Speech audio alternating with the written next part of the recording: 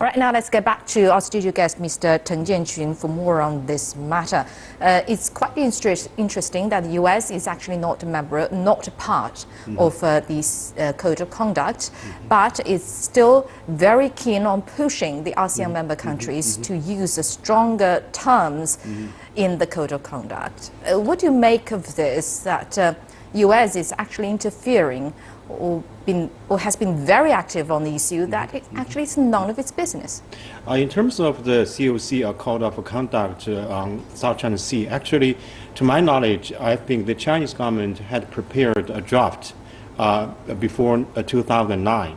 And then after the ups and downs, after some trouble made by the Philippines, by Vietnam, even by the United States, the Chinese government suddenly suspended such effort to have such a code of conduct.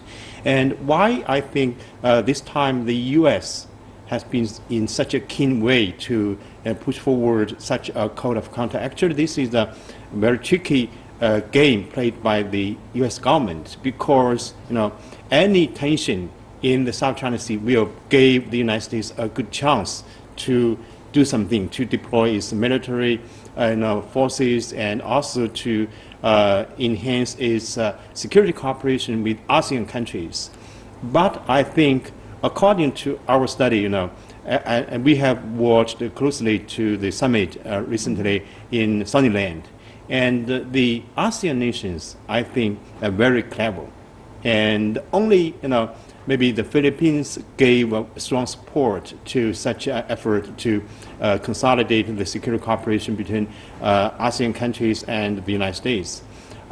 Some other countries, for example, Laos, Myanmar, Cambodia, they all not in favor of such effort to contain China, to make trouble for China. And on the other side, I think the Chinese government in recent years has also changed a little bit in its cooperation with ASEAN countries, not only in trade, but also in security.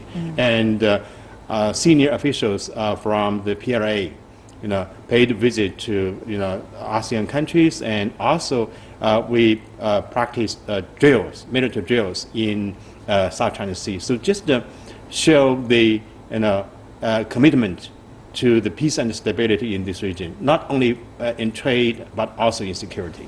All right, thank you very much, Mr. Teng Jianqun from China Institute of International Studies.